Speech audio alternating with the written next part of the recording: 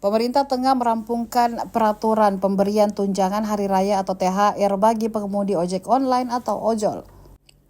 Menteri Ketenagakerjaan Yasserli menyebut bahwa program ini dalam tahap finalisasi dengan melibatkan pemerintah, aplikator, dan pengemudi.